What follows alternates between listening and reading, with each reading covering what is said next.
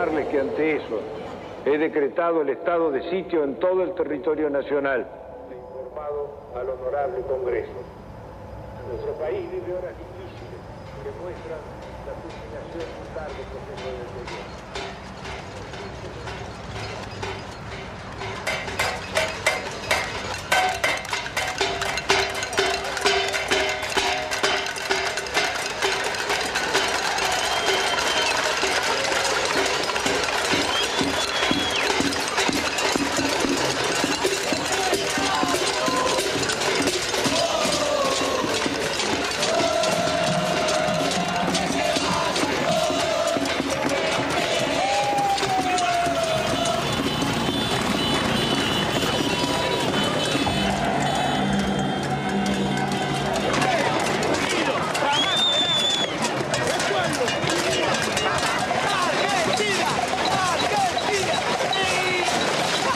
Después de muchos años, cuando el país parecía sumido en la apatía, estalló la insurrección. Era la patriada espontánea de los nadies, que haciendo sonar sus cacerolas, se derramaba por los barrios y ocupaba la ciudad de las instituciones y los bancos.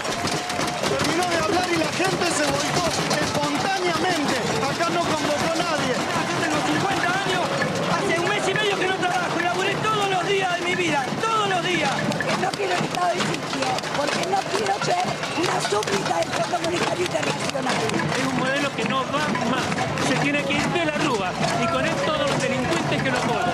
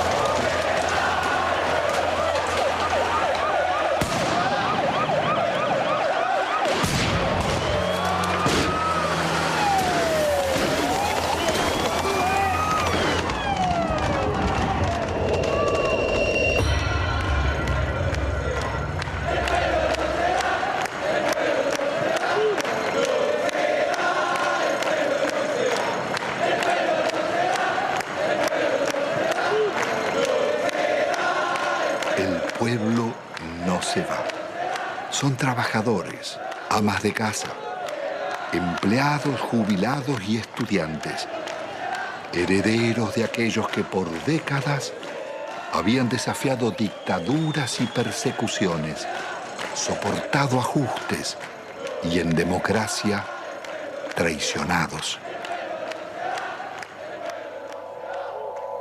¿Qué había pasado en la Argentina? ¿Cómo era posible que en una tierra tan rica se sufriera tanta hambre? El país había sido devastado por un nuevo tipo de agresión, ejecutada en paz y democracia. Una violencia cotidiana y silenciosa dejaba más víctimas sociales,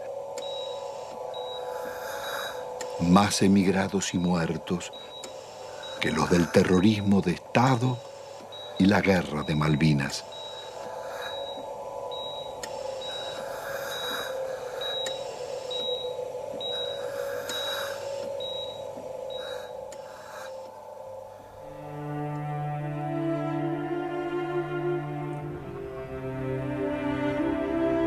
En casi 2 siglos de vida independiente, la deuda externa argentina ha sido una de las causas del empobrecimiento y la corrupción y uno de sus escandalosos conflictos.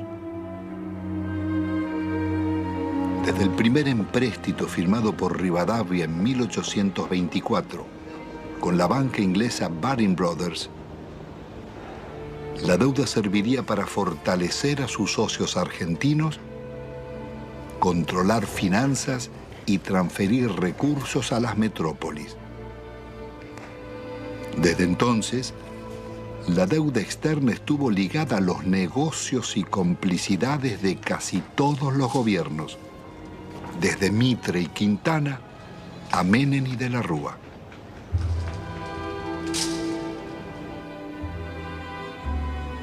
La política del endeudamiento fue gestando en la Argentina generaciones de tecnócratas y funcionarios más dispuestos a servir a bancos y corporaciones internacionales que a defender su país.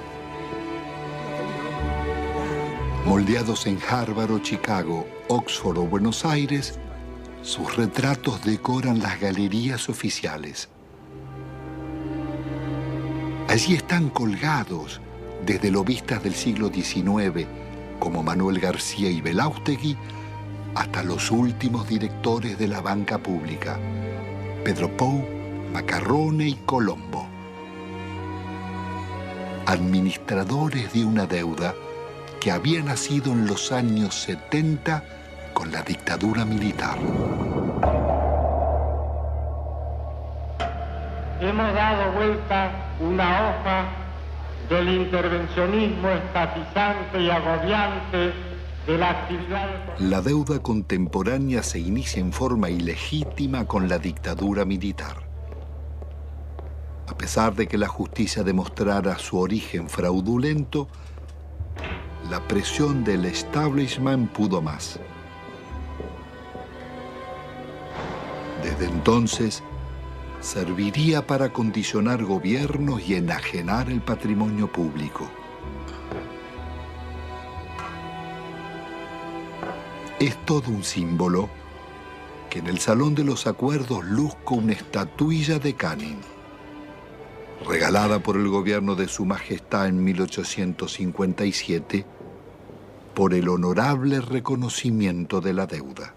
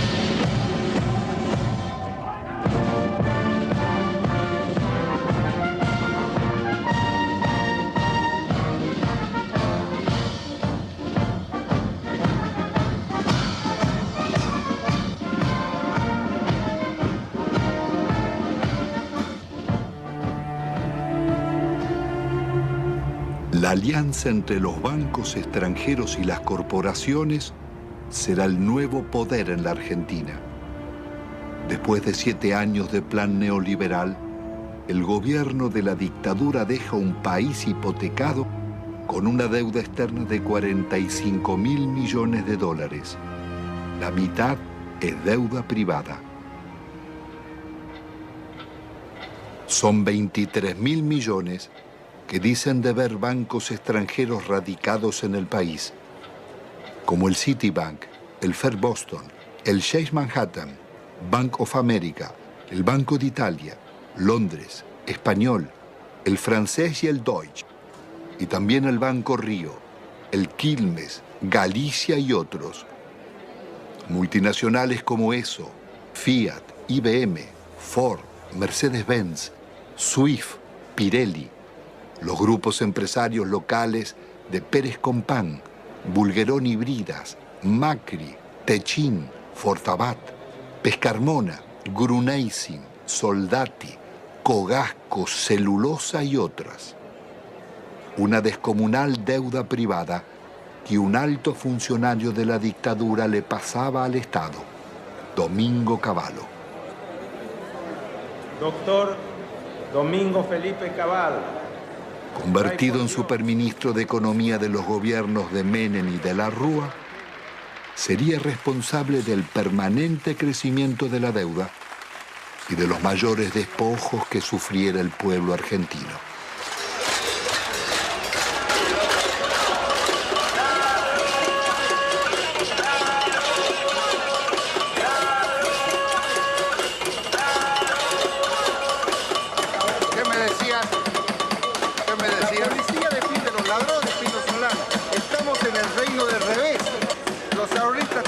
Manifestarse pacíficamente en defensa de sus ahorros que han sido confiscados por el banco en complicidad con el gobierno nacional.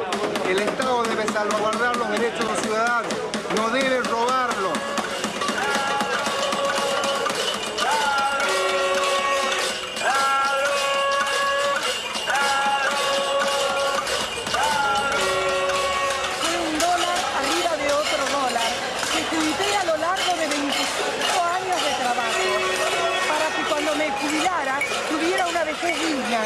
Cosa que el gobierno no me da. ¿Por qué no nos tratan los bancos como tratan a sus ahorristas en el exterior? Y yo los puse en bancos privados, porque desconfiaba de los bancos nuestros, porque ya me agarraron en el 89. Pero evidentemente soy una estúpida. Entonces, ¿qué necesitan? ¿Una bomba? Yo no soy de poner bombas, pero al menos me desahogo con la cacerola. Esta cacerola le hizo puré a mis hijos para que cada vez que la vea sepa que si me roban porque ellos son unos sinvergüenzas, pero yo luché por mis derechos. Yo soy el decano de los cañitas de Avellaneda, 65 años vendiendo diario y todos mis ahorros están en el Citibank. ¿Por qué no me lo devuelven? El gerente me dijo que me lo iban a devolver. Mentira, mentira y mentira.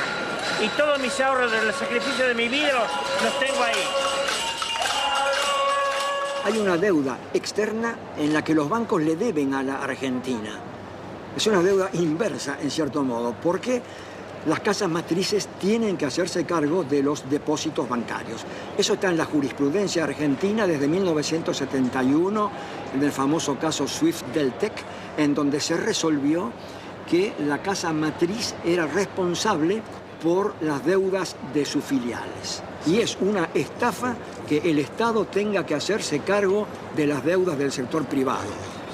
¿Y el caso de nuestra deuda externa? La deuda está plagada de ilegitimidades. Primeramente hay una ilegitimidad de fondo. Es ilegítimo pagarle a los bancos cuando hay 18 millones de pobres y 9 millones de indigentes. Hay una prioridad humana en esto. Segundo, hay usura.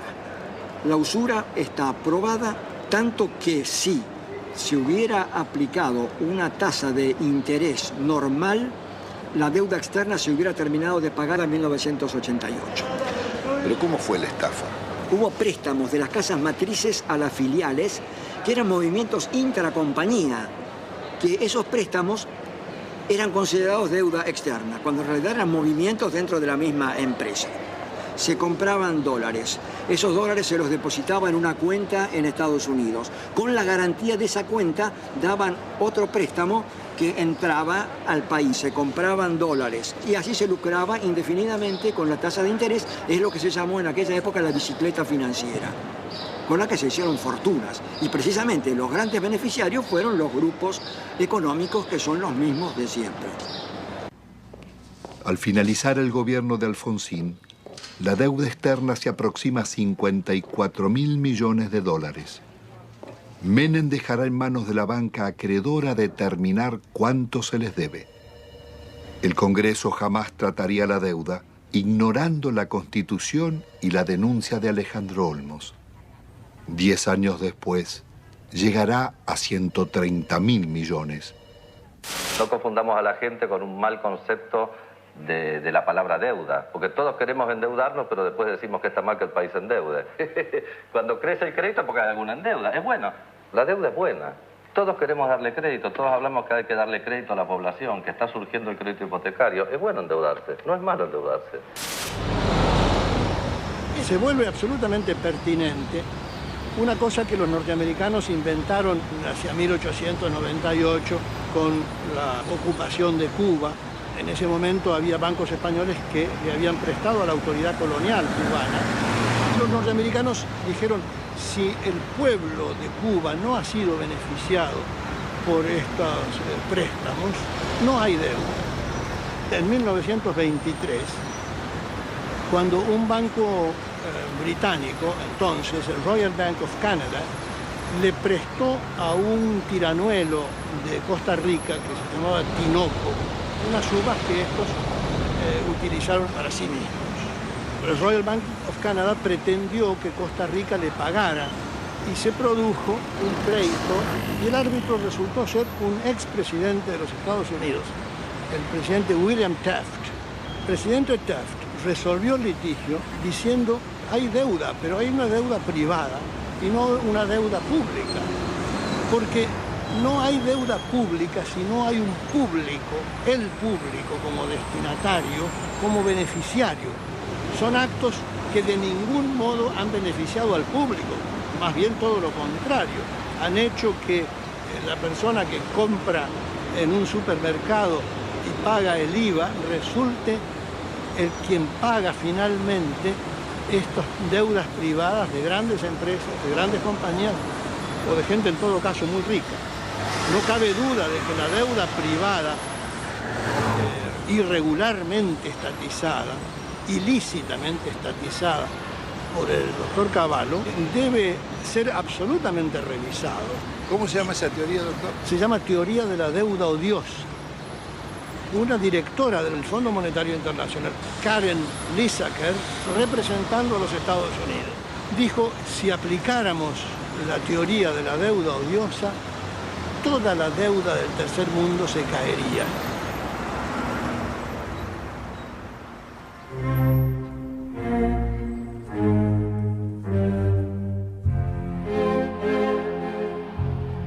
La democracia retorna de la mano del radical Raúl Alfonsín con un discurso socialdemócrata. Promete defender los derechos humanos, dar batalla contra la pobreza y demostrar que con la democracia se estudia, se cura y se come. Al balcón del histórico Cabildo de la ciudad de Buenos Aires, el presidente de la República, la enorme responsabilidad de asegurar la democracia y el respeto por la dignidad del hombre en la tierra argentina. Hemos dicho que esto significa que el Estado no puede subordinarse a los grupos financieros internacionales, pero que tampoco puede subordinarse a los privilegiados locales. Pero el Estado está en quiebra y es preciso optar. El ministro Grinspoon propone denunciar la deuda externa y privilegiar el crecimiento.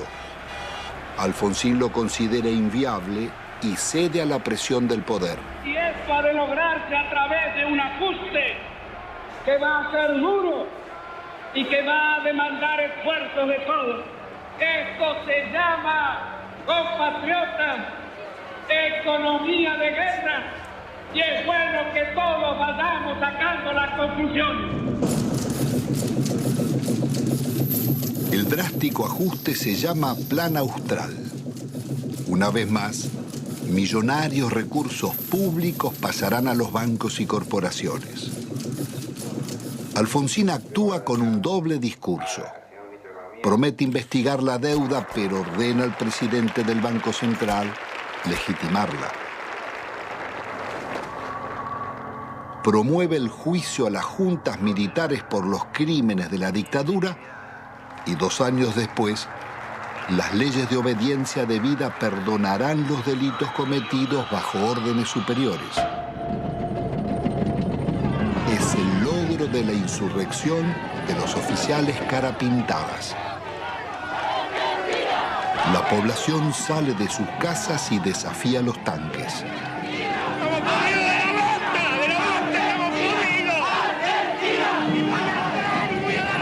Alfonsín absolverá a los golpistas. Compatriotas, felices Pascuas. Los hombres amotinados han depuesto su actitud.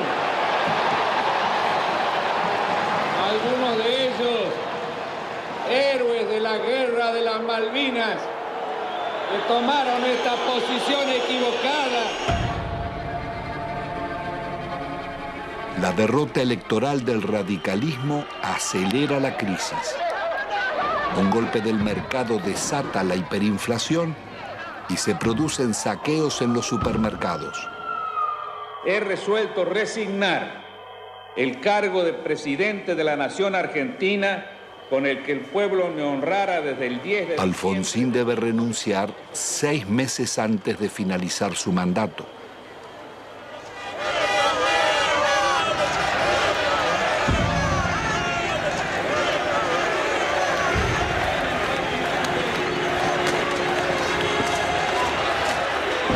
El justicialista Carlos Menem llega a la presidencia argentina después de haber gobernado varias veces la provincia de La Rioja, una de las más pobres del país. Su meteórico ascenso coincide con la caída del muro de Berlín y las ideas del consenso de Washington. De lenguaje franco y gesto de predicador, Menem promete revolución productiva y salariazo. Luce las patillas del viejo caudillo Facundo Quiroga, el tigre de los llanos.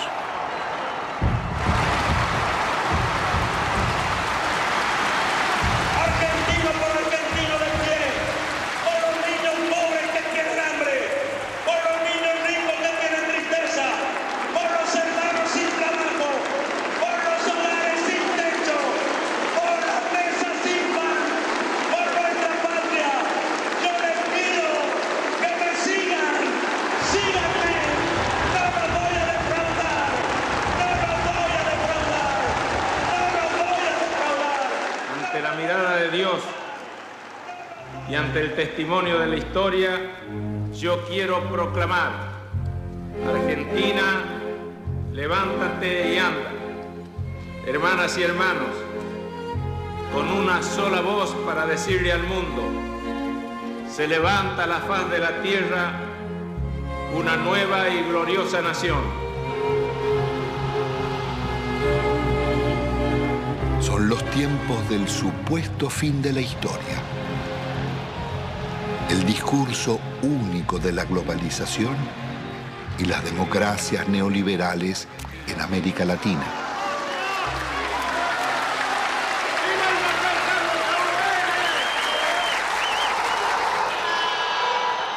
Días después, abandona las patillas y promesas reformistas y traiciona a sus votantes.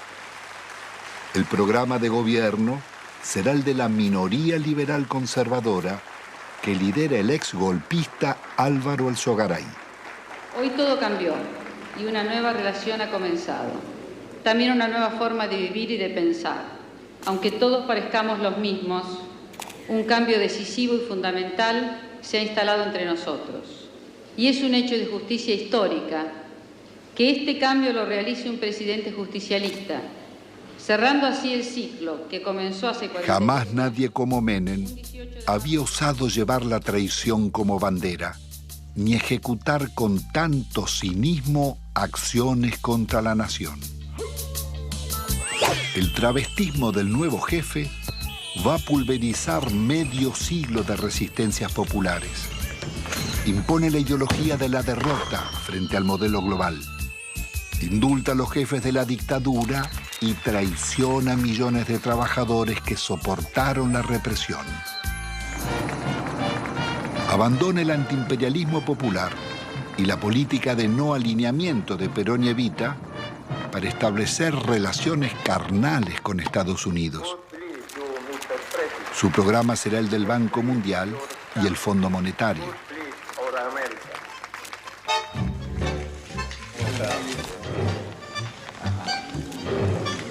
Pero la traición no fue solo la de Menem. Buena parte de la dirigencia político-sindical tiró por la borda una vida de resistencias. Muchos se sentaron en la mesa del arreglo y optaron por indemnizaciones. Otros se convirtieron en socios del millonario festín de las privatizaciones.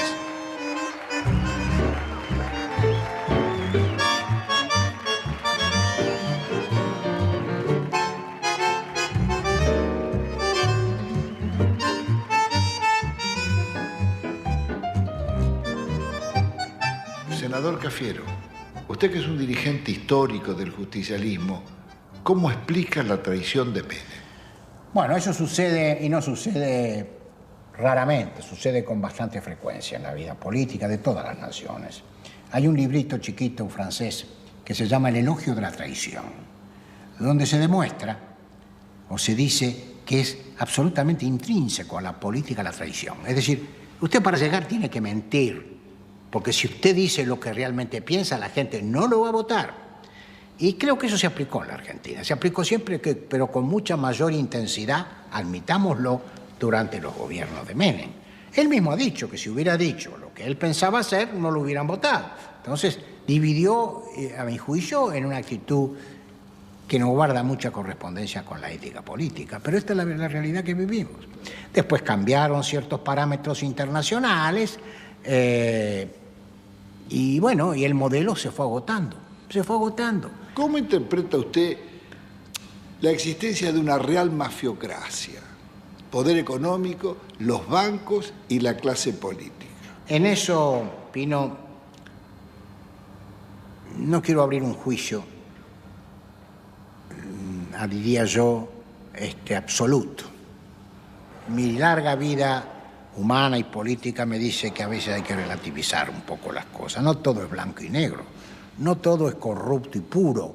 Hasta la misma sociedad argentina en su conjunto no puede atribuirse la pureza y asignarle la corrupción a sus clases dirigentes. En definitiva, las clases dirigentes emanan de la propia sociedad. En la Argentina no solo hemos fallado los políticos, y yo asumo la parte de culpa que me corresponde. Yo podría decir que han fallado muchos estamentos dirigentes de la sociedad argentina, y que si hay que hacer un juicio general, estamos todos en el infierno del Dante. Bueno, es indudable que la traición es muy efectiva. La traición es de una potencia política fenomenal, justamente porque es traición, porque te cala en lo más hondo, porque viene por la espalda, porque no estás preparado, porque se da de quien menos la esperás, si no, no sería traición. En ese sentido, el PJ es el alumno más desarrollado, más excelso de esa visión que expone Cafiero. Yo no tengo duda que si a esta sociedad le ofreces a votar San Martín o el Hombre Araña, elige a San Martín. Ahora, si le das a elegir entre el Hombre Araña y el Caballero Rojo, después la solución no se la podemos adjudicar a la sociedad.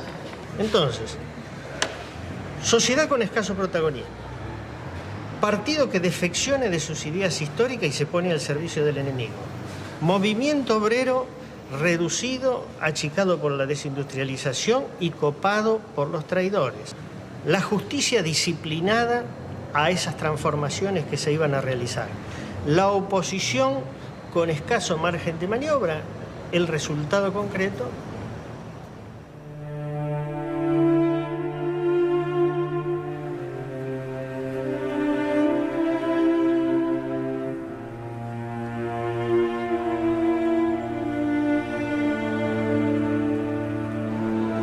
El modelo neoliberal de Menem sería inseparable de la degradación republicana y la corrupción.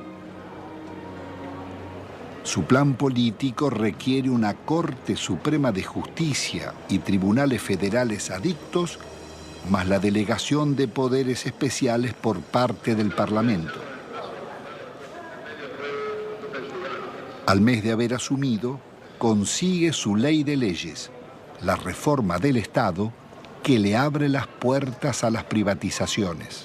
El Senado de la Nación trata hoy una ley trascendente para el país, que por primera vez va a atacar en forma frontal las deficiencias estructurales que tiene el Estado Nacional en su conjunto y a través también de sus empresas públicas. Nuestro reconocimiento en nombre del presidente de la República Argentina, porque con este proyecto en su ejecución iniciamos la revolución productiva.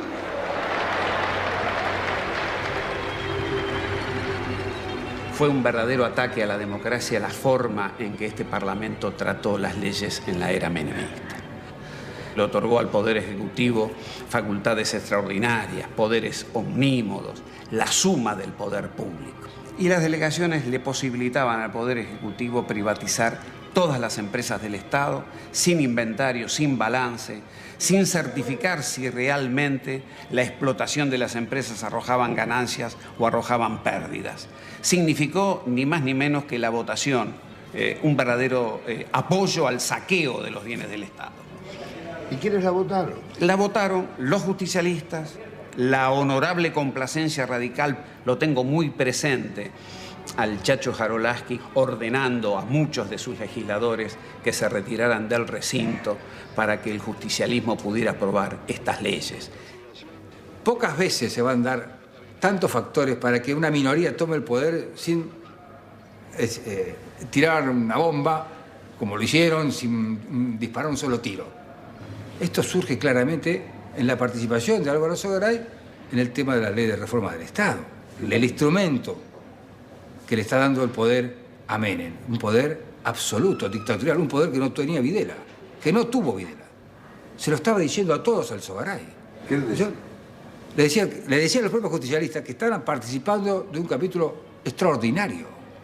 Por primera vez iban a tener el poder, no importa si los votos sean del pueblo o votos peronistas, ese poder lo iban a tener los mismos que proscribieron, los mismos que fusilaron, los que masacraron.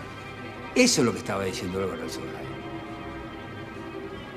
¿Hasta dónde? Es un límite. ¿Qué cosas eran capaces de hacer? Bueno, esto y más. Es más, siguieron haciéndolo. Porque acá hubo denuncias sobre la privatización de YPF. Hubo denuncias. El diputado Luis Adi dijo que en el Senado habían pagado una coima de $8 millones. Después se corrigió en la misma sesión. De los 130 diputados presentes, 114 votaron por la afirmativa. Bien por la negativa, una abstención. No podemos más que felicitarnos de estos diputados que han dado el quórum, que han hecho funcionar la Cámara, pero creo que hoy es un día de júbilo, hoy es un día de festejo para la Argentina, que desde hoy el petróleo pasa a ser de las provincias, YPF pasa a ser una empresa que cotiza en bolsa, que va a tener inversión privada, y el dinero que de esto surja es de los jubilados. Miles de millones de dólares pasan del patrimonio del Estado a los jubilados. Las bellas palabras escondían algunos de los actos más infames que el Parlamento haya cometido. Con sobornos y falsos diputados fueron votadas las privatizaciones de YPF y Gas del Estado, las dos mayores compañías argentinas. no solo el país perdía las empresas que más habían invertido en su industria, sino que los jubilados y trabajadores serían estafados. La oposición no bastó para impedirla. Diputados disidentes del justicialismo formarían el Grupo de los Ocho. Reformar el Estado no es privatizar.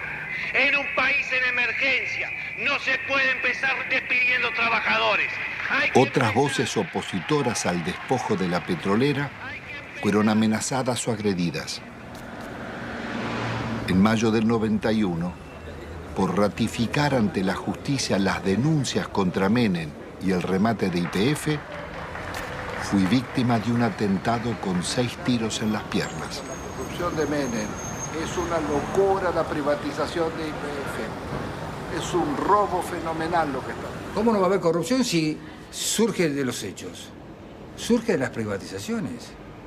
¿Cuáles son los estados patrimoniales de los hombres que votaron esto? Me refiero a los que conducían. Hay que verlos. Uno no ha visto acá pagar, abrir portafolios y pagar dólares. Uno no lo ha visto. Sin embargo, no está desmentido. De modo que cuando existen consultoras, cuando hay tanto dinero para ganar más dinero, cuando hay negocios mientras la sociedad está distraída, mientras existían los hombres que pregonaban las conveniencias de que las empresas del Estado pasaran, o nos olvidamos de Neusta. Y tenían alto rating. No solamente los políticos, En este cambio tenemos que incluirnos también los periodistas, los medios de comunicación. ¿Hasta cuándo vamos a aguantar tantas estupideces? Instrumentos extraordinarios como la televisión y la radio en manos de idiotas para generar pueblos idiotas. ¿Hasta cuándo?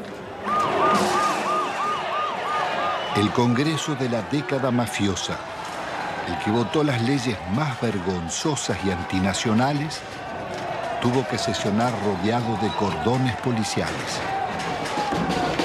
Fueron tantos los atropellos contra el pueblo que todas las semanas se oyeron sus reclamos. Llegaban jubilados, maestros, empleados estatales, estudiantes, obreros y desocupados de todos los gremios.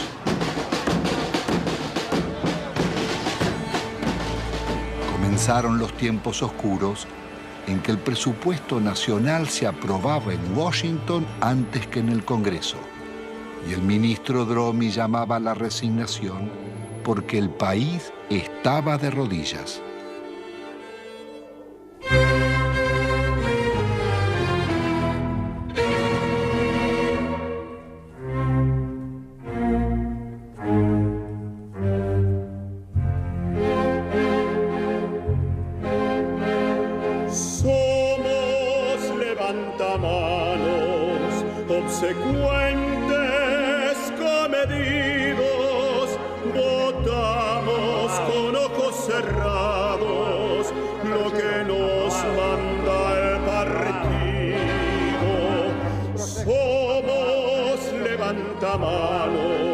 Legislamos con olvido y al votante traicionamos a pesar de los silbidos.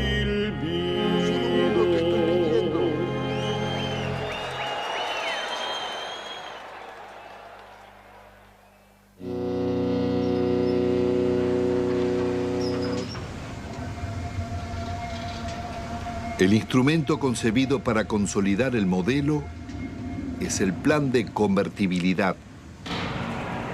Abre las importaciones e impone por ley una mentira.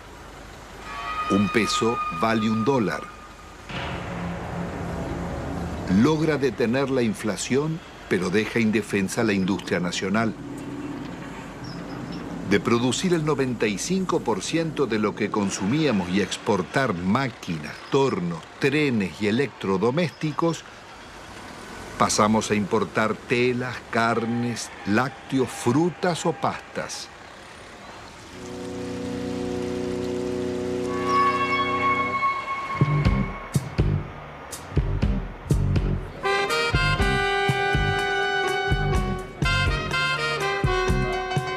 El país se dolariza.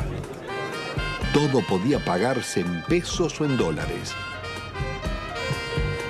Pero con inflación cero, las tarjetas de créditos y los bancos cobraban intereses usurarios del 50% anual, cuando en Estados Unidos y Europa eran del 7%. La fiesta del dólar a un peso impidió competir a comerciantes y empresarios llevándolos a la quiebra. Desaparecerían miles de industrias y talleres, textil, metalúrgica, autopartista, manufacturas domésticas y muchas otras.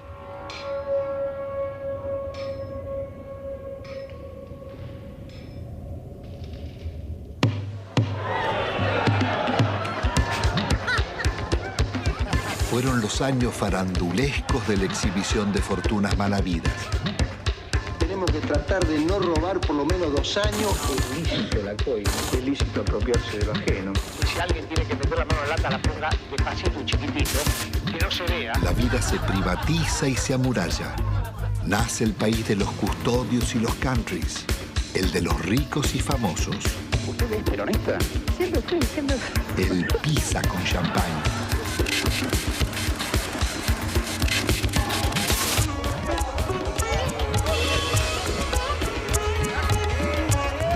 Tocar YPF, tocar el petróleo en Argentina era tocar a la madre, era lastimar a Gardel, era ofender la bandera.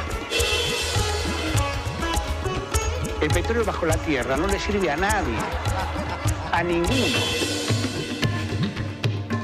Esto pasa cuando no usas la cabeza. Y yo creo que todos tenemos derecho a una cuota de frivolidad de cuando en cuando. De gran seductor que usted tiene, ¿si le molesta un poco? No, todo lo contrario, me ayuda.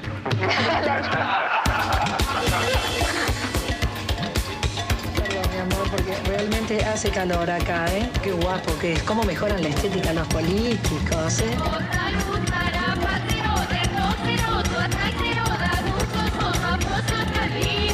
Estoy apasionado por este modelo económico, que es mentira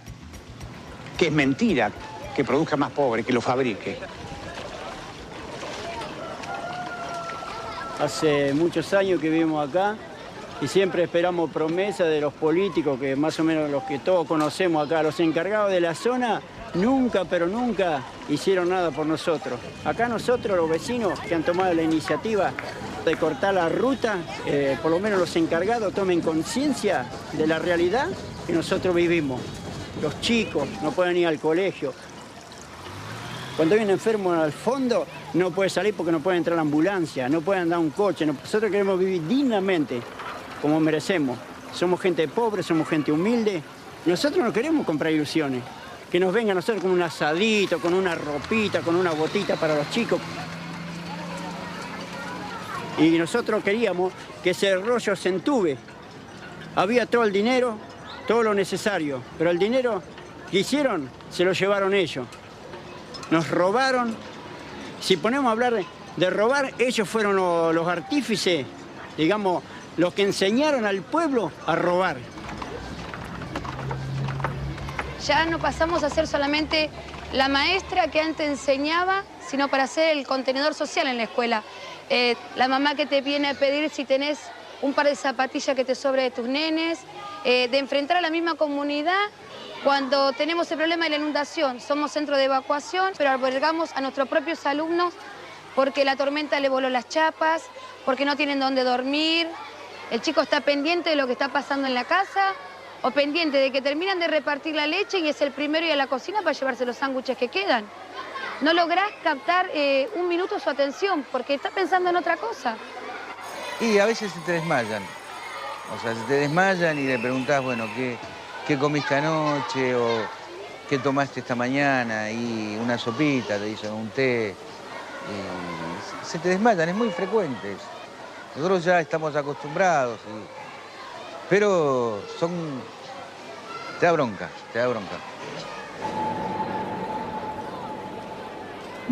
El plan de convertibilidad integraba un proyecto de dominación funcional al pago de una deuda externa que era incobrable. En 1992, el ministro Cavallo negocia con el secretario del Tesoro americano Nicolás Brady canjear la deuda por el patrimonio público que se ofrecía a precio de remate. Las empresas estatales podían comprarse con bonos del Estado que cotizaban al 15% de su valor nominal, pero se los reconocían al 100%. El acuerdo le haría perder al país más de 30.000 millones de dólares.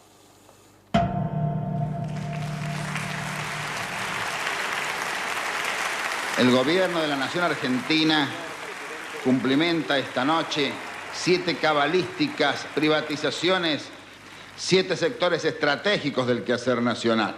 Encaramos las privatizaciones de la televisión, de los teléfonos, de instalar el sistema del peaje, de instalar la concesión vial o la concesión ferroviaria, también de privatizar las radios y de incorporar, por supuesto, la privatización de la empresa estatal de la aeronavegación. Nosotros hemos ideado un decálogo que dentro de unos días se conocerá, que es el decálogo menemista de la reforma del Estado. El mandamiento 1 son palabras de Menem, él no lo conoce aún. El mandamiento 1 está extraído de sus muchos discursos, dice así: nada de lo que deba ser estatal permanecerá en manos del Estado.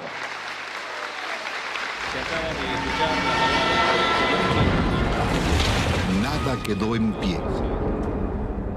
No importaba qué eran ni cuánto valían, ni cómo o por qué debían venderse.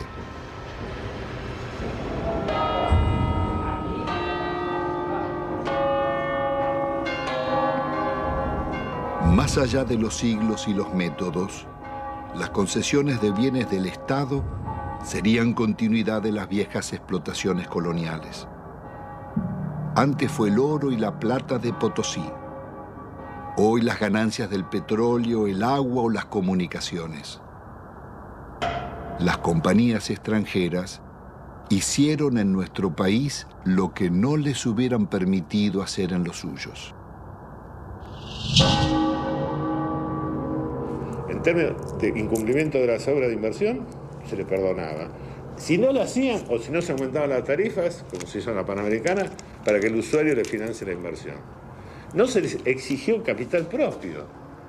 A mayor riesgo, mayor ganancia. En la Argentina, a nulo riesgo empresario, ganancias descomunales. Duplicó o triplicó en dólares la tarifa.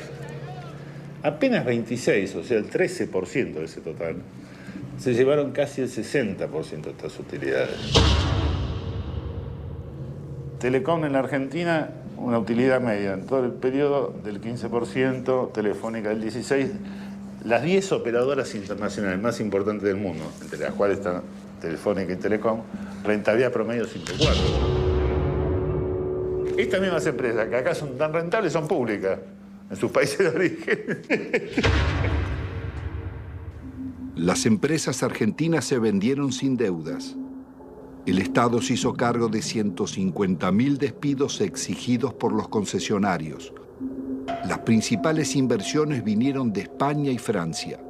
Entel se vendió por la quinta parte de su valor a Telefónica y Telecom. La endeudaron por 6.000 millones de dólares. Aerolíneas Argentinas daba beneficios y tenía 37 aviones. Fueron hipotecados por Iberia para comprarla. Aerolíneas terminó vaciada. La empresa de agua fue tomada por un consorcio europeo liderado por las compañías Suez y Vivendi. La endeudaron en 8 veces su capital. Obtuvieron rentas excepcionales y no realizaron las obras convenidas. 800.000 personas quedaron sin agua potable y 1 millón sin cloacas.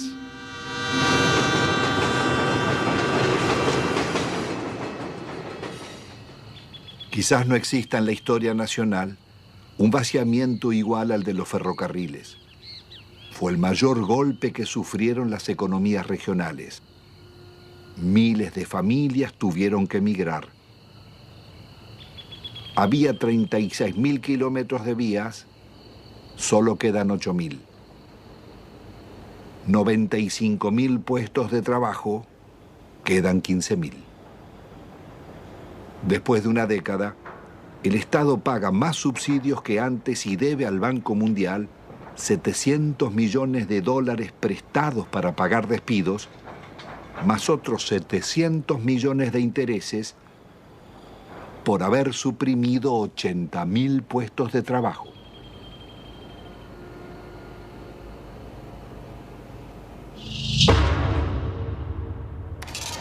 Cuando se hicieron las privatizaciones, no había subsidio para nadie, al contrario, el argumento para privatizar ferrocarriles fue el déficit. Hoy están subsidiados hidrovías, los ferrocarriles, los concesionarios viales. La magnitud del subsidio recibido por las rutas nacionales fueron 1.100 millones de dólares. Y dejaron de pagar 980 millones de dólares de canon. O sea, se robaron 2.000 millones de dólares. Deben pagar un canon por el uso económico de un bien público nuestro como sociedad. Ninguno pagó el canon. ¿Quién no pagó? Ninguno. Ni los concesionarios viales, ni el Correo, ni Unequian. Sistemáticamente la seguridad jurídica en Argentina fue unilateral. Es para las empresas. Pues, siempre que renegociaron en contra de los usuarios y consumidores. ¿Cuál es la razón para que siga funcionando semejante impunidad? La política. Y los negocios políticos y los acuerdos políticos. Las privatizaciones se hicieron a la medida de las corporaciones. La patria contratista financió todas las campañas electorales, todos los gobiernos, todos los golpes de Estado y realizaron todas las obras públicas.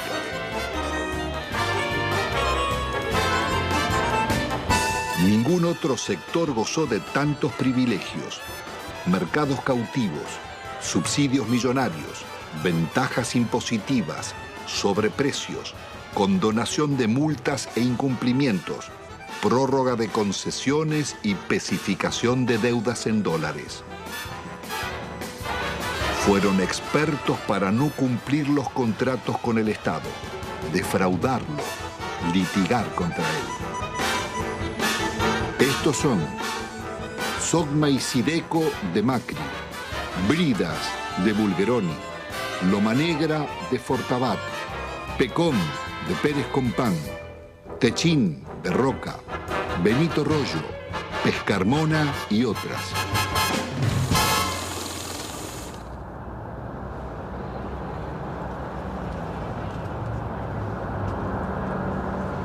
La desocupación estalló como una epidemia contagiando la sociedad entera. Cientos de colas de desocupados se multiplicaron por todo el país. El desempleo pasaría del 11 a más del 20% y otro tanto de subempleo. ¿Cuál es la situación de los trabajadores? Han perdido buena parte de su salario, han perdido protección social, han perdido casi todo el derecho al despido, han perdido casi la protección contra los accidentes y las enfermedades. Más de la mitad de los trabajadores están en negro teniendo en cuenta estas condiciones. Se ha llegado prácticamente a la desprotección más absoluta propia de los países más atrasados de la Tierra. Hay terror a resistir, hay terror al despido, hay terror a que mañana no tenga ninguna posibilidad de tener algo. Por eso se admite la rebaja salarial, por eso se admite el empeoramiento de las condiciones de trabajo, por eso se admite trabajar en condiciones de insalubridad. Se admite todo porque hoy perder el trabajo significa la nada, significa engrosar el ejército de mendigos, el ejército de aquellos que están fuera del sistema. Es terrible porque la situación lleva a depresiones. En el país latinoamericano que tuvo los más avanzados derechos sociales, decenas de miles de necesitados acuden a la iglesia de San Cayetano, patrono del trabajo, pidiendo ayuda. Gracias al Señor nuestro Dios. Es justo y...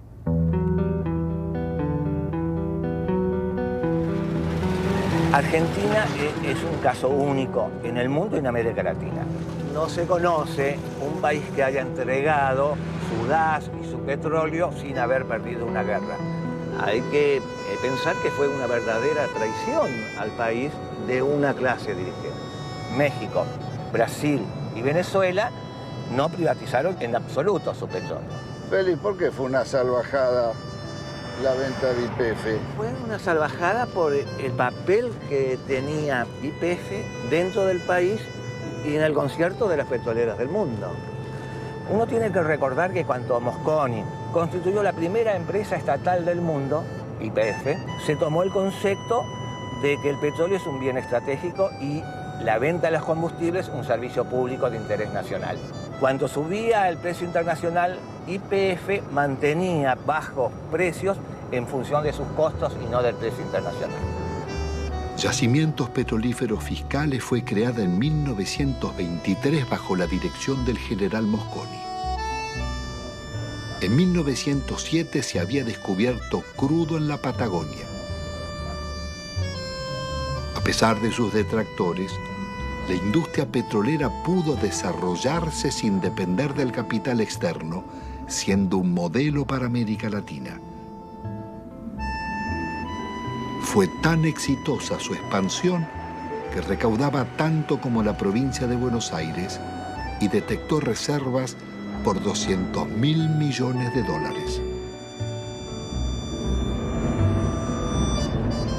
Fue una salvajada por la cantidad de ilícitos que cometieron para privatizarla.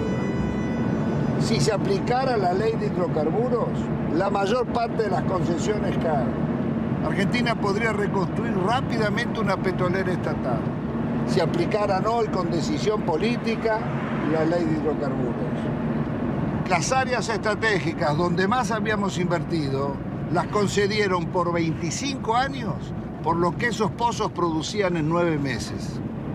El remate fue tan grosero que Menem mismo se llevó las acciones a Nueva York para venderlas. A 19 pesos una acción que costaba 38 y 350 millones de acciones por 19 pesos, tenés la estafa del país. Fue tan grande la estafa que se contrató a la empresa McKinley para que rebajara las reservas argentinas y al año siguiente se subieran al mismo nivel que se tenía anteriormente. Vendieron un área con una reserva, supongamos, 100, y la reserva del área tenía una reserva de 140. El monopolio de las 4 empresas nos ha castigado con las tarifas más caras del mundo y paga regalías de las más bajas del mundo. ¿Pero y quién controla los pozos? Sacan lo que quieren. Sí, y hacen simple declaración jurada. ¿Cómo? Por simple declaración jurada nos dicen, nos informan a los argentinos lo que extrajeron. El valor de las reservas y de lo que está bajo tierra y el valor de las instalaciones se lo regalaron. No hubo que montar nada. Estaba el área con los muchachos adentro, con los equipos adentro, y estaban los caminos donde se colocaba el petróleo iba a tal caño, iba a tal otro caño. Toda la que está era la excelente infraestructura que habían tenido las empresas del Estado, especialmente YPF. Si acá no se construyó nada porque las empresas del Estado, tan castigadas, trabajaban con un horizonte de un planeamiento para los próximos 20 años, cosa que se olvidó. Están disfrutando de eso. Si están viviendo del crédito que le dejaron las empresas del Estado en cuanto significa bienes de infraestructura, petroleros y gasíferos. Esta es la realidad de la Argentina. Tampoco se comprendería el desarrollo industrial argentino ni la Patagonia sin la acción de YPF. Había desarrollado gasoductos, acerías, caminos y usinas e hizo nacer decenas de ciudades promoviendo el progreso social de sus poblaciones. Ahí estaban, entre otras, Comodoro Rivadavia, Caleta Olivia, Cutralcó y Plaza Huíncul, que fuera el primer campamento petrolero de la provincia de Neuquén. Bueno, todo esto que está desolado, que está tapiado, que está abandonado prácticamente, era lo que era Campamento 1 y este sector era la administración, el corazón de YPF. Y esto a partir de la privatización, la gente se comienza a ir porque tiene que buscar otros medios de vida. Por eso se producen los abandonos de los hogares, digamos. Se busca otros horizontes. ¿Se ganaba bien? No, si los sueldos eran, no teníamos ningún problema. No había problema de salario acá, de necesidades. Nunca nos faltaba un peso a nosotros. Lo que pasó fue un crimen, un asesinato. Esto es impensable. Nadie podía imaginarse que podría suceder una cosa de esta. Las privatizaciones, acá por lo menos en la zona, se hicieron prácticamente sin inventario. Acá había un montón de elementos que había dejado YPF que desaparecieron. Grandes motores, por ejemplo, vehículos de rezago, material nuevo, trépanos, herramientas, ropa. Había muchísimas cosas que no estaban inventariadas y nadie sabe dónde fueron a parar. Acá se puede desarmar un galpón que nadie sabe dónde está, ni cómo está, ni por qué está. Bueno, esto es lo que queda de la empresa PEXE, que fue formada por el sindicato petrolero SUPE, para que los trabajadores de alguna forma hacerle creer de que iban a ser empresarios. La empresa presenta quiebra, hay sueldo, plata que nos deben. Eso contaba con la complicidad de la gente del SUPE que sabía de todo esto. Ellos conocían muy bien el desmantelamiento que se estaba haciendo de YPF.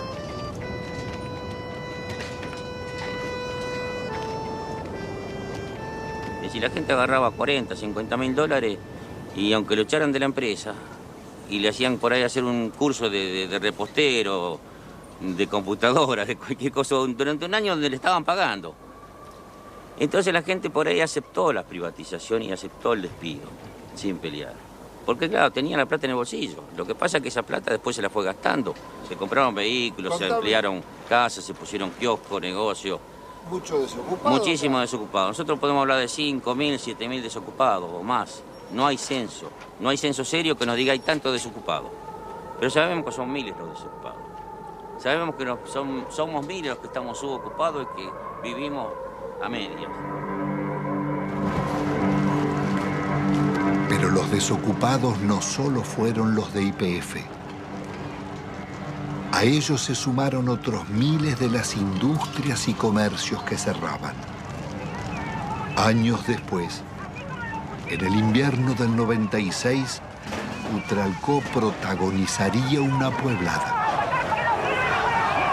Nos estamos cagando de hambre nosotros. Le damos el gas, le damos el petróleo, le damos la electricidad y nos pagan así.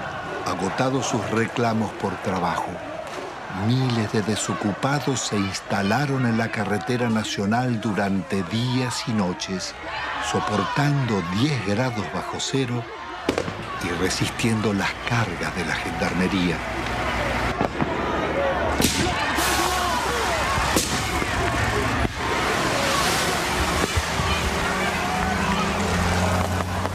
Con una victoria, estaban haciendo el movimiento piquetero y su primer corte de ruta. Me retiro del lugar y las fuerzas que vinieron conmigo también. La jueza ordenaba el retiro de la gendarmería. ¡El pueblo ganó! ¡El pueblo! ¡El pueblo ganó! ¡El pueblo ganó! ¡El pueblo unido jamás será vencido! ¡El pueblo unido jamás será vencido! ¡El pueblo de la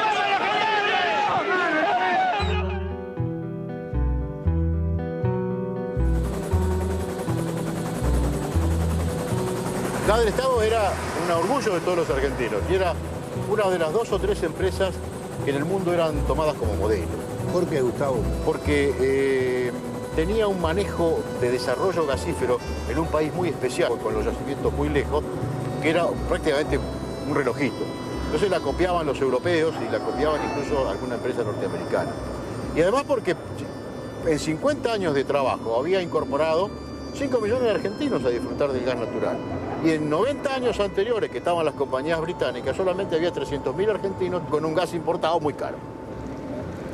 Petrobras había tasado a gas del Estado en 25.000 millones de dólares.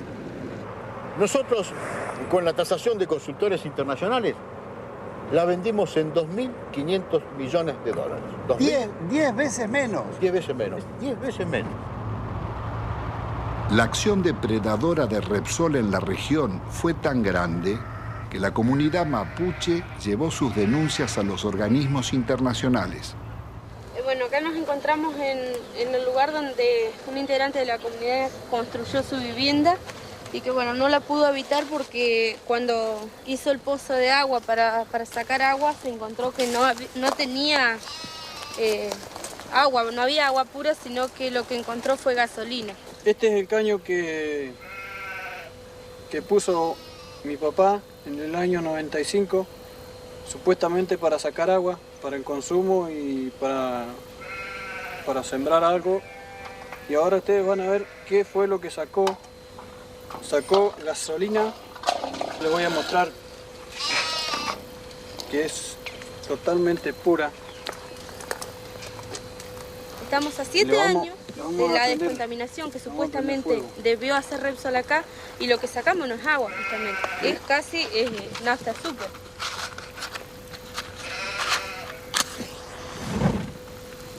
Ahí está. Esto no solamente acaba en 55 hectáreas, sino está toda la napa contaminada del agua. De acá hacia abajo, donde da el curso de la napa, el agua se va hacia abajo.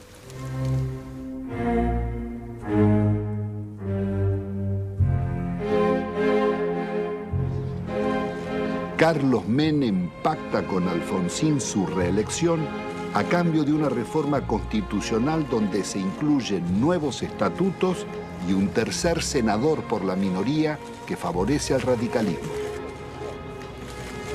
El Pacto de Olivos o Pacto del Bipartidismo se realiza sin consulta ni debate, de espaldas a la ciudadanía para garantizar la continuidad del modelo.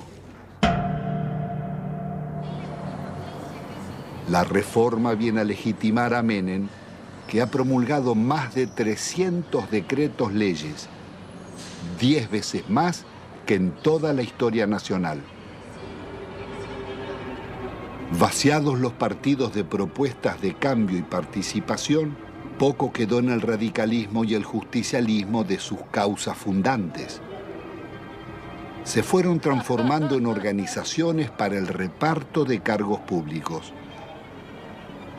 Una corporación de profesionales que no reconoce ideologías y atraviesa transversalmente casi todos los partidos, sin otra lealtad que a sus privilegios.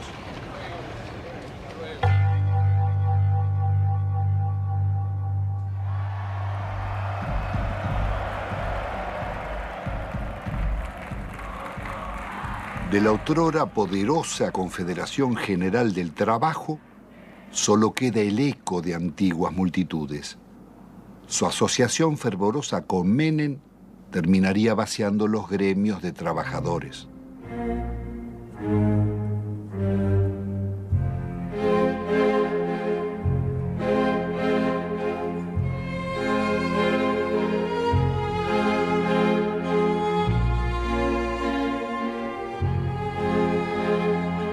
Entre besos y abrazos, los gordos de la patria sindical negociaron a los trabajadores e hicieron fortunas personales.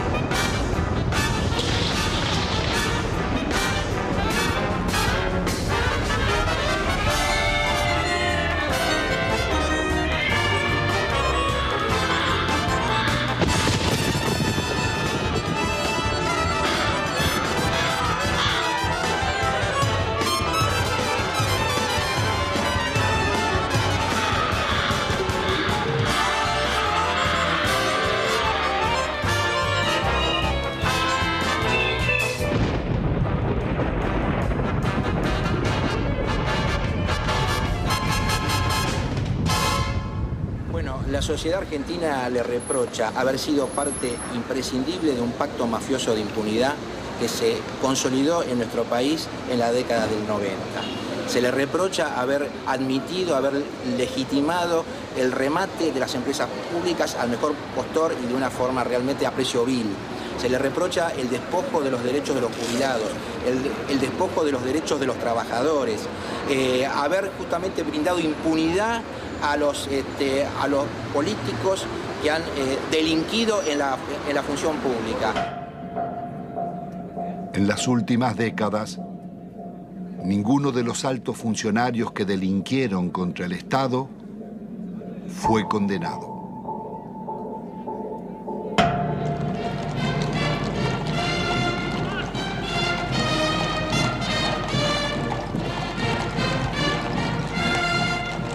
Al amparo de una justicia dicta, la asociación espuria entre la corporación político-sindical y el poder económico-financiero consolidará la mafiocracia. Desempeñar con lealtad y patriotismo el cargo de Señores, menuda tarea es la de conducir la marcha de un país, sobre todo en los tiempos difíciles y complejos del mundo actual, cuando términos como patria, bien común, moralidad, respeto al otro y amistad social se encuentran en baja o desmonetizados.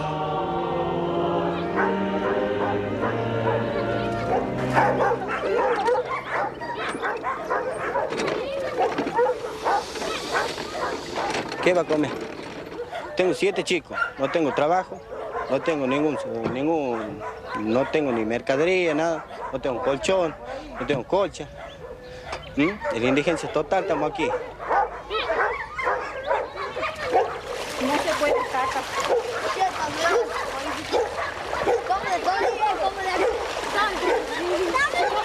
Así ya cayendo de las casillas. Nunca dan nada por aquí. No me pasa y ve. ¡Chica! Mira la condición que yo estoy viendo, mira cómo se me ha mojado todo.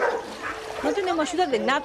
No sé, se creerá que somos perros, no sé qué se creerán que son los hijos de nosotros. A mí jamás me han ayudado con nada. Yo no tengo ningún plan, a mí no me dan ningún plan. No me pagan nada, no tengo nada. A mi chiquita les doy de comer polenta, hervido, eso les doy de comer. O mate cocido, porque no tengo. La verdad no tengo. Usted mismo ve, se me moja todo porque no tengo. ¿Con qué me dan una casilla? Nadie me da una casilla. Siempre han prometido, sí, me han anotado todo, pero no me han dado nada. Nunca, a mucha gente, a la señora que está ahí, a toda ella. Doña Mariela, usted también venga después. Tengo una cosa, no sé, mi hermana a mí me dice, andate al médico, todo, porque está muy mal, está flaca, todo. Pero sabe que yo, es una cosa que yo ya no aguanto más, porque la situación como está, que no hay trabajo y que yo no tenga que darle de comer a mi hijo, a mí me duele un montón. Tiene que ella me pregunta, mamá, ¿qué vamos a comer? Y yo, ¿qué les voy a contestar? No hay, no tengo. Ellos no entienden, son chicos, pero uno le tiene que decir la verdad. Tiene que decir la verdad, pero bueno, a mí me duele decir que no tengo que darle de comer, pero es la verdad.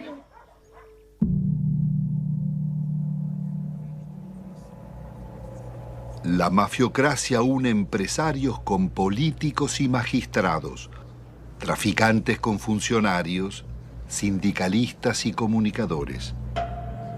Fueron tan hondas las complicidades como hipócrita su accionar.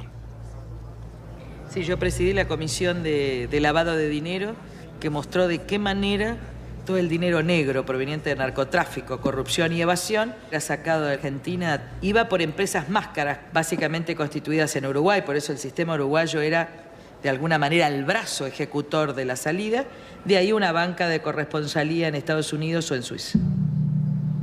Sí, nosotros investigamos al Citibank, investigamos al Credit Suisse, al Dresdner Bank, al JP Morgan. Es decir, ellos tenían en Argentina el centro de sus operaciones sucias, a través del Citibank, el Banco República y el Federal Bank de Moneta. Llegó a manejar el 60% de los medios de comunicación social de la Argentina. Además, de los medios de comunicación, por ejemplo, canales por cable, Telefe, Azul Televisión, Radio Continental, Editorial Atlántida, torneos de competencias y distintos canales por cable del interior, Cablevisión, además de ser el controlante del paquete accionario de Telefónica de Argentina. Así que no solamente eran los medios de comunicación, sino las telecomunicaciones en Argentina. Obviamente con una fuerte llegada al poder político y sobre todo a la Suprema Corte. Recordemos el famoso fallo de la Suprema Corte para habilitar el rebalanceo de tarifas telefónicas que benefició a Telecom y a Telefónica de la competencia internacional. Y que sospechosamente en esta investigación que realizamos en Estados Unidos, uno de los miembros de la Corte, el primo hermano del abogado de Moneta, terminó con un depósito de $800.000 hecho en el Citibank de Nueva York. ¿En cuánto se calcula el vaciamiento o el giro por las comisiones de las privatizaciones? Entre 5.000 y 10.000 millones de dólares. ¿Y quiénes son los responsables? Hay 3 personajes centrales, Cavallo, Menem y Cohen. Es decir, en el periodo de los últimos 10 años. Y un banco lavador, el Banco General de Negocios. Ahora, también detectamos nosotros coimas pagadas al gobierno de Alfonsín, básicamente al Banco Central de la República Argentina, por parte del BCCI, un banco lavador de narcotráfico que después financió el 80% de la campaña de Menem. Queda clara la complicidad entre la clase política, el narcotráfico y finalmente la política también de exacción. El saqueo de fondos públicos a través de retornos y sobreprecios fue norma en las contrataciones del Estado. Se calcula que más de un 20% de la inversión pública se diluyó en comisiones. El ministro Manzano, aludiendo al presidente, diría: robo para la corona.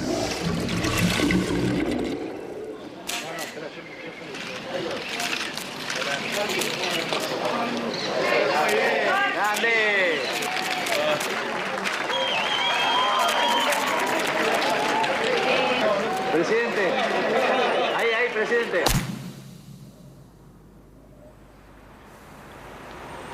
Uno de los mayores focos de corrupción fue el PAMI, Obra Social de los Jubilados. La oscura trama delictiva de contrataciones con empresas pertenecientes a funcionarios sobrevivió varios gobiernos.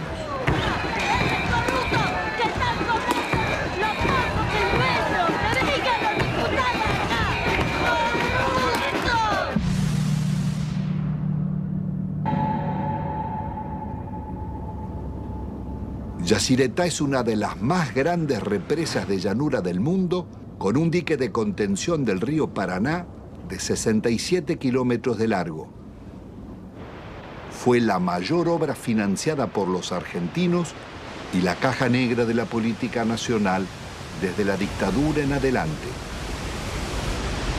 ¿Cuál fue el mecanismo de la corrupción en Yacyretá? Bueno, fue sobrevaluar siempre los valores de las obras, alargar los plazos de obra, llevar la obra hacia adelante como hoy estamos sin poder terminarla y generando costos, porque estamos hablando de 13.000 millones, pero todavía no sabemos cuándo la vamos a terminar. 5 veces más costaba. 5 veces. Le doy un ejemplo concreto.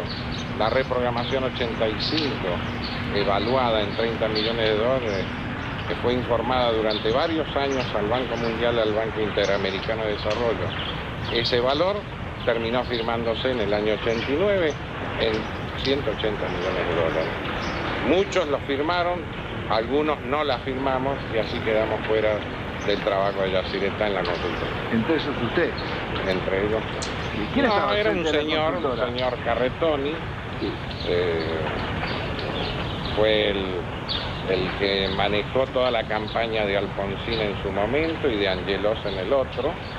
Convencional constituyente también convencional en el 94. Constituyente en el 94. El señor Carretoni, que era el dueño de la consultora libre del Grupo Argentino. Suegro del director general de la constructora. ¿De quién? Repítemelo. El señor Carretoni, suegro del ingeniero Rizzo. Es decir, que el jefe de la consultora que debía controlar costos, terminación, calidad técnica de las obras, era el suegro del constructor. Exactamente, eso.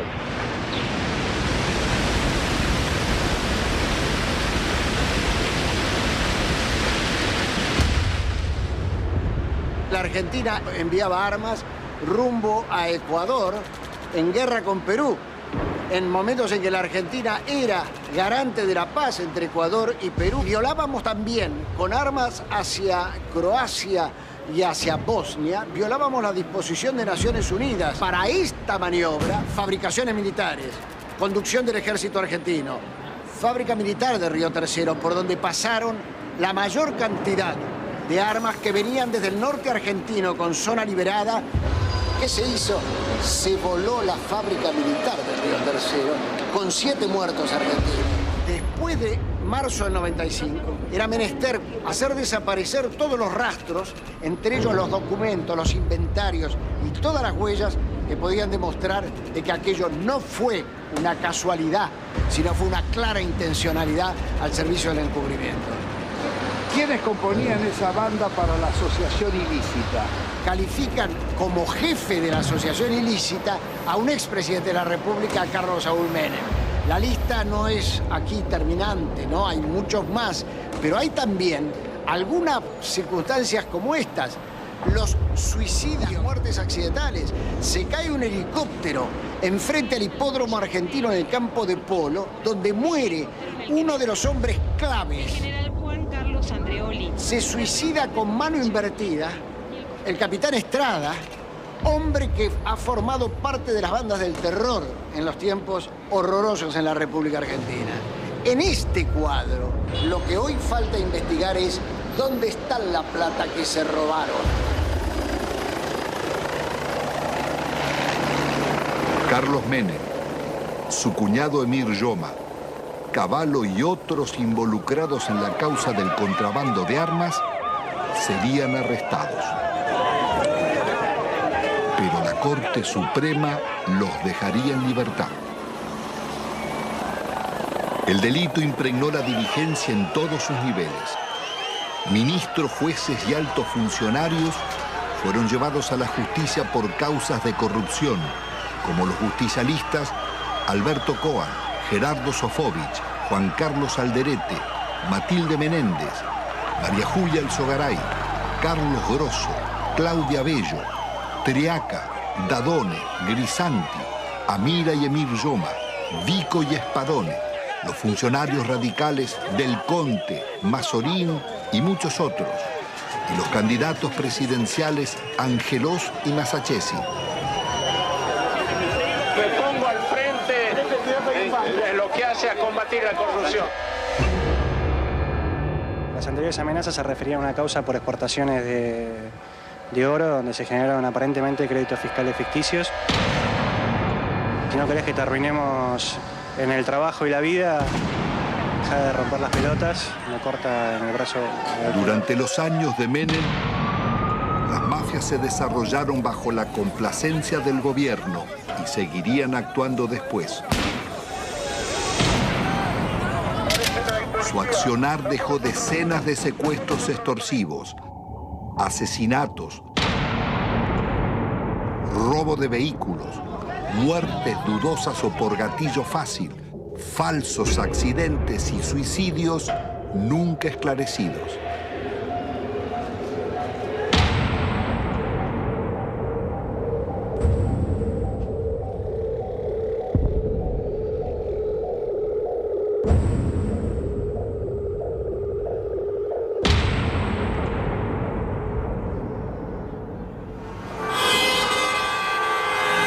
En la Argentina de los grupos mafiosos, la campaña mediática de la Alianza promete trabajo y lucha contra la corrupción, respetando el modelo económico y la deuda externa. Integrada por el Partido Radical y el Frente de Centroizquierda Frepaso, propone investigar a funcionarios, pero sin tocar la macrocorrupción de las privatizaciones ni el despojo financiero del país. Fernando de la Rúa y Carlos Álvarez derrotan al candidato justicialista Eduardo Duhalde. El nuevo gobierno continuará con las políticas recesivas del Fondo Monetario. ¡De la Rúa! ¡Arriba de la Rúa! Una vez más, el mandato de la ciudadanía será traicionado. Rebaja de salarios públicos y aumento de impuestos.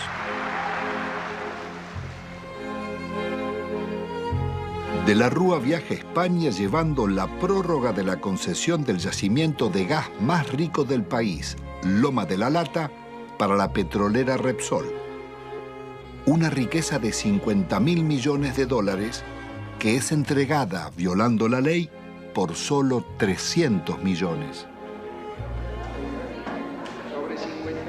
El gobierno soborna al Senado para votar la ley de flexibilización laboral. El vicepresidente Álvarez no cuestiona la ley, sino el soborno, y pide investigar.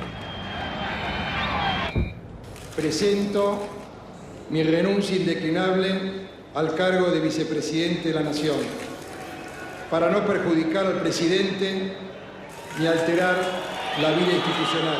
Álvarez abandona a sus votantes y promueve el regreso de Cavallo. Ungido superministro, renegocia la deuda externa. La operación llamada Megacanje es otra gran estafa que le costará al país 55.000 millones de dólares.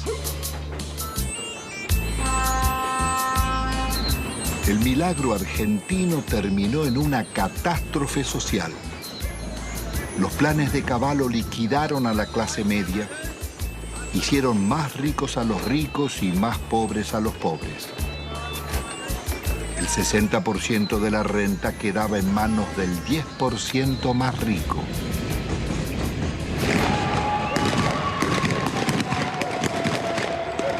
Está padeciendo la gente tiene hambre, somos guerrilleros, mira la hambre que tenemos. De la Rúa opta por la represión. 2 jóvenes desocupados son asesinados en Corrientes al desalojar un puente. Otros 3 piqueteros baleados en Salta y Jujuy. Jamás un presidente constitucional había dejado tantos muertos en tan poco tiempo.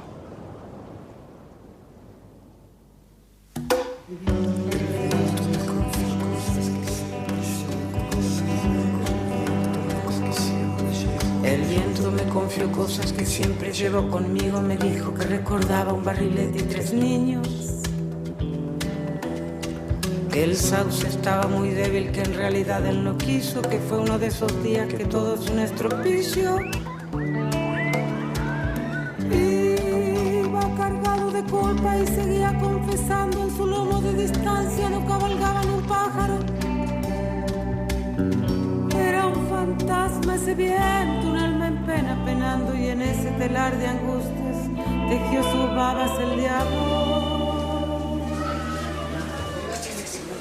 Aquí se pudo prever con exactitud qué iba a pasar luego de cada ajuste económico que existía en el país.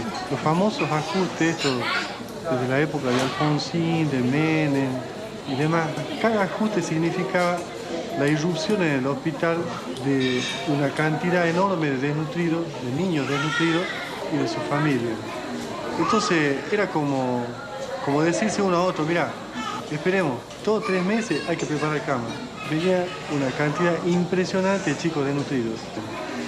Hasta que nos hartamos y en el año 82 salimos a la calle e hicimos un gran movimiento que salió en todos los diarios y que interesó a todo el país. Pero la política siguió, la política del ajuste. Cada ajuste era una puñalada en el corazón para un médico que venía aquí porque sabía que después de ese ajuste, 3, 4, 5, 6 veces más, los chicos que nacían en ese periodo no iban a comer. Entonces íbamos a tener esta cantidad de chicos y de ahí nació este documento que nosotros hicimos hace poco que dice, otros toman las decisiones, nosotros lo vemos morir. Pero resulta que cuando nosotros empezamos a leer, traducíamos bibliografía del inglés. Entonces nosotros veíamos cómo se solucionaba, cómo le arreglábamos los líquidos, cómo le arreglábamos las sales, cómo le arreglábamos las proteínas. Y después ya, viendo que cada vez era más y que nos sobrepasaba, empezamos a leer otras cosas. Hasta llegamos a leer un libro argentino, Juan P. Garrahan, no sé si le suena. Dice, la desnutrición no es una enfermedad socioeconómica y cultural que se soluciona poniendo a trabajar a todos los factores de la nación. Nos dice que le vamos a dar alimento, que le vamos a todos los factores de la nación. Y ahí explotó todo, ahí ya nos dimos cuenta. ¿Qué hacemos nosotros con el desnutrido mandándolo a la casa? ¿Qué hace la nación? Claro, le damos un enfoque cientificista. Claro. Pero este último año fue una explosión atómica. Nosotros teníamos 18% de chicos desnutridos en el hospital, pasó a prácticamente el 80% de chicos desnutridos en el hospital.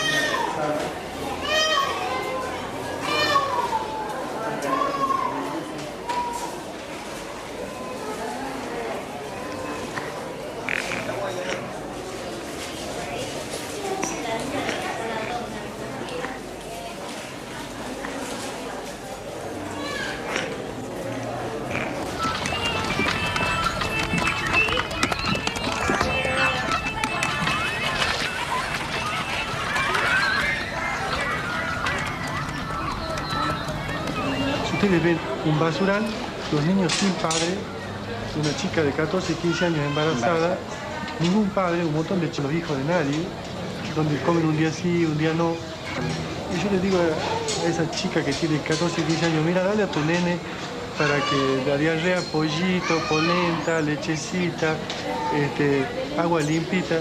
Y bueno, eso es una falta a la ética, eso es una crueldad inconcebible.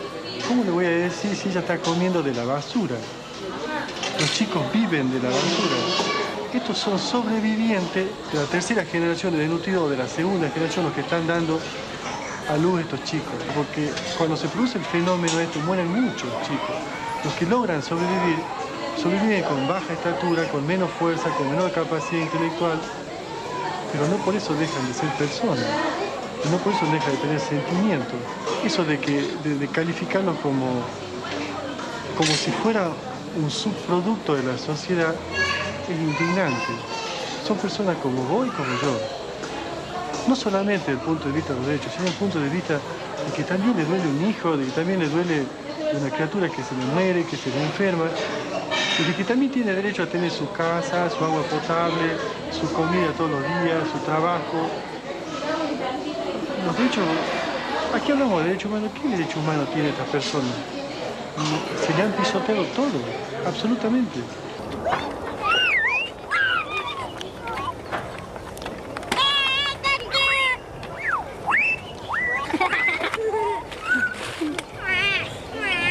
La idea que yo percibo es de que algún sector de la sociedad se está queriendo deshacer de estas personas. Molestan a ese sector de la sociedad. ¿Y cuál es ese sector de la sociedad? Están identificados, el que se llevó todo. 90% de indigentes, 10% que lo tienen todo. No sé qué modelo, esto no es un modelo, esto es una cosa que yo tengo 54 años y es siempre lo mismo. La historia es ajustemos. El que vino no sabía ajustar y sigamos ajustando. Y se cagan todos. Y los chicos se los va corriendo como de la mesa y caen abajo y no comen nada. Lo que no se quiere ver del país, que es la gente que nace, vive y muere sin documentos, sin estar registrada, la otra Argentina, la oculta, con los que están incluidos y los excluidos. Porque con los excluidos ya no nos interesa ni rescatarlo, que no se reproduzcan, ponerle el glue, esterilizarlo, sacarlo de circulación. Todavía nadie se animó a decir no mostrarlo.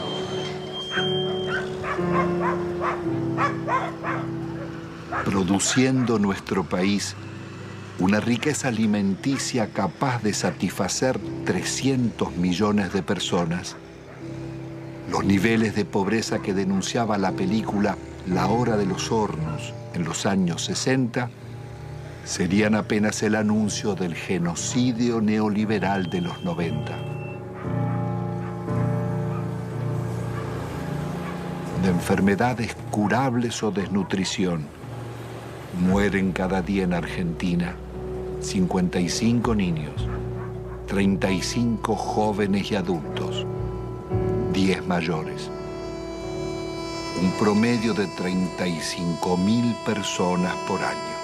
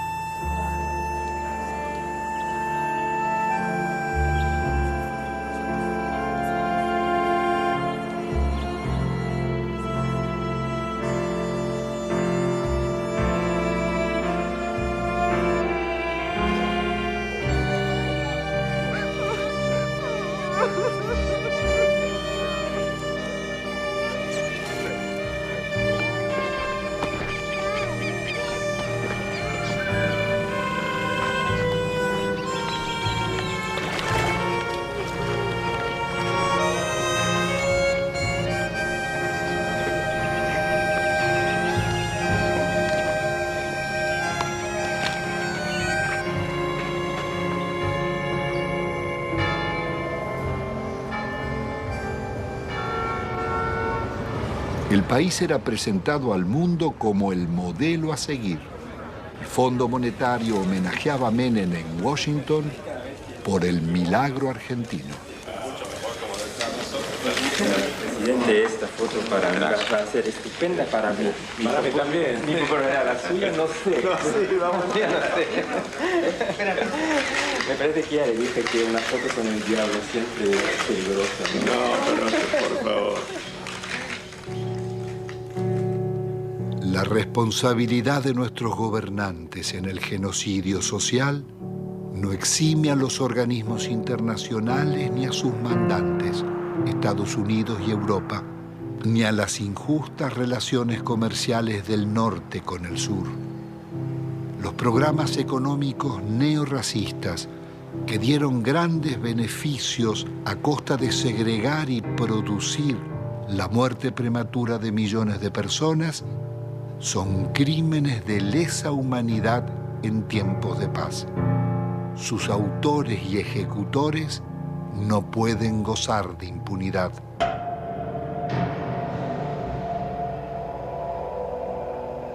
Después de un cuarto de siglo, el balance económico es devastador. La deuda estatal y privada pasó de 7.800 a cerca de 170.000 millones de dólares, pero se ha pagado en concepto de servicios casi otro tanto y 150.000 millones se han fugado al exterior. Argentina ha perdido otros 150.000 millones por los subsidios agrícolas en Europa y Estados Unidos. Desde 1999, el crecimiento será cero y el país marcha hacia la devaluación y la cesación de pagos.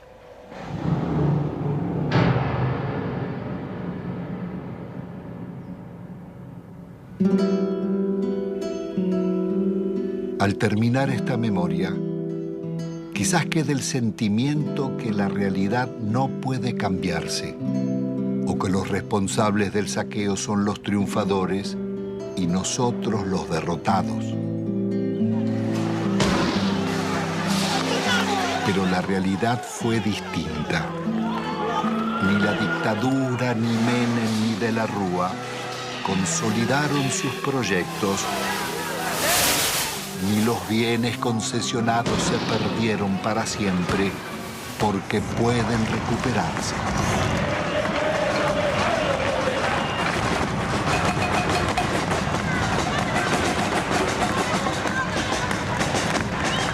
El modelo neoliberal terminó en una hecatombe.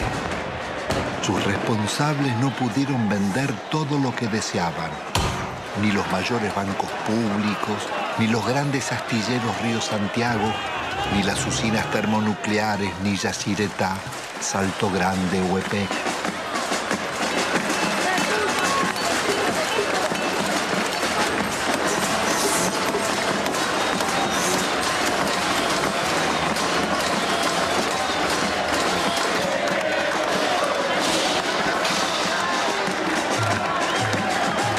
Menem y de la Rúa tampoco pudieron imponer la salida represiva, ni acallar las marchas del silencio ante los crímenes mafiosos y el gatillo fácil, ni frenar la permanente acción de las madres, abuelas e hijos de desaparecidos.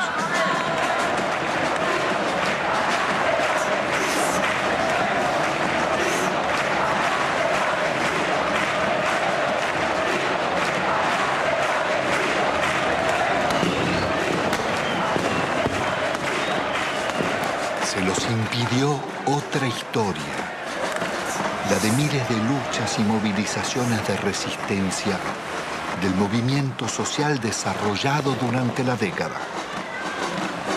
Organizaciones territoriales, piqueteros, comedores y asambleas barriales, ocupaciones de tierras y asentamientos, la Gran Marcha Federal y cientos de otras marchas y paros nacionales.